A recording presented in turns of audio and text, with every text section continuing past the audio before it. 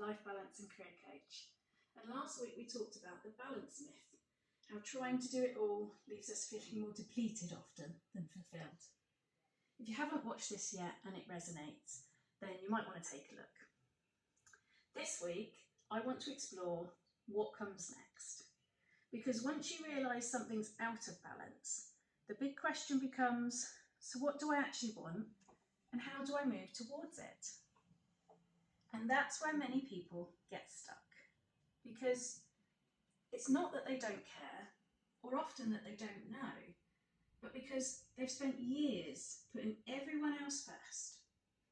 When you finally stop to ask yourself what you want, it can feel overwhelming, unclear, or even selfish to think about it. For a lot of people I work with, being busy isn't just a schedule. It's actually part of their identity.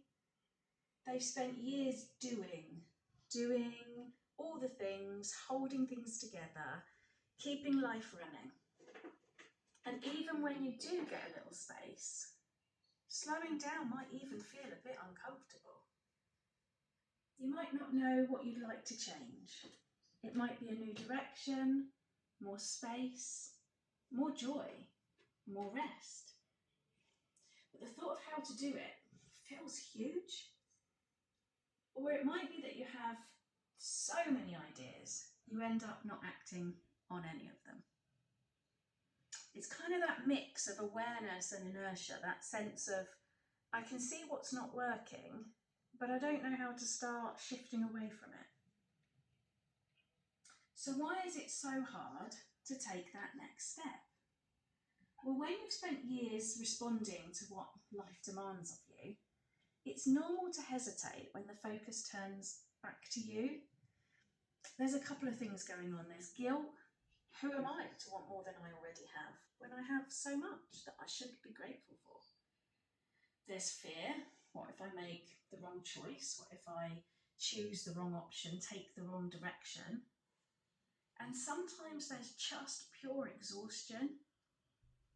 Add to that the pressure to keep things running, to keep things going, to not drop those balls, then, well, it's no wonder that we often freeze and get stuck going round in loops. But here's the thing, clarity doesn't come from thinking harder or doing more. It often comes from trying gently, noticing what feels right and adjusting as you go. The truth is you don't have to necessarily have a big 5-year plan. You just need a starting point. Here are some gentle ways that you might want to try and reconnect with yourself and get moving again, so that you can start to loosen that stuck feeling and reconnect with what you really want without pressure or overwhelm or breaking down everything you've already built, because that really honestly isn't necessary. Okay, so number 1. Slow down before you speed up.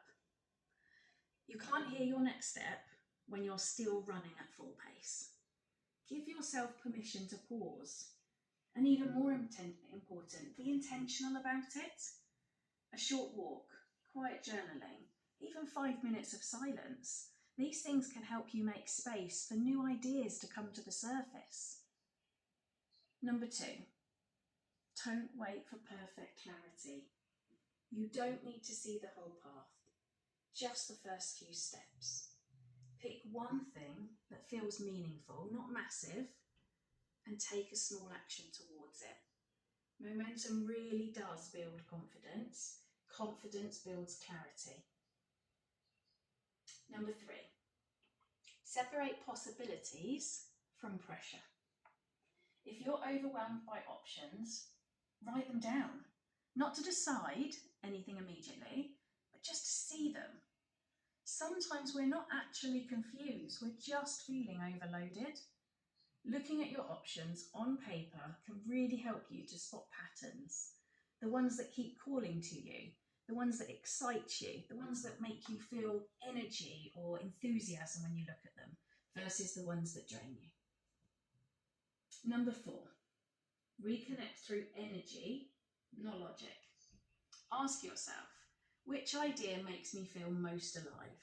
not which is most sensible, or which would please other people, or which seems like the best option, which gives you that spark.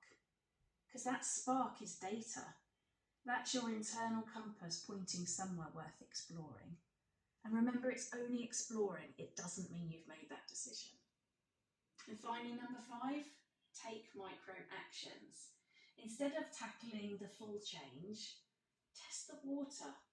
If you're thinking of a career shift, what's one conversation with someone in that field that you could have? If you want more creativity in your life, set aside just 10 minutes for this week. If you want more time for rest, plan it in and tackle it like anything else on your to-do list. Action does create clarity faster than thinking ever will. And to that end, to highlight, it's not about reinventing, it's about remembering. Getting unstuck isn't about burning everything down or starting again. It's about remembering who you are now and what you want in this stage of life, and then making small, honest moves in that direction to try things out. And then try again, and then try again, until you find the things that start moving you in the direction you want to give yourself the opportunity to go. You don't have to overhaul your life to change how it feels. You just need to start choosing differently. One small decision that honours you, then another, and then another. If you'd like support in creating that space and figuring out your next steps, that's exactly what I help people with through my coaching, my programs, and my Tea and Clarity Club. They are all safe, gentle spaces to pause, reflect, reconnect, and be gently challenged in your thought processes. You'll find the links below. And if this video resonated, then please do subscribe for more videos like this in the coming weeks.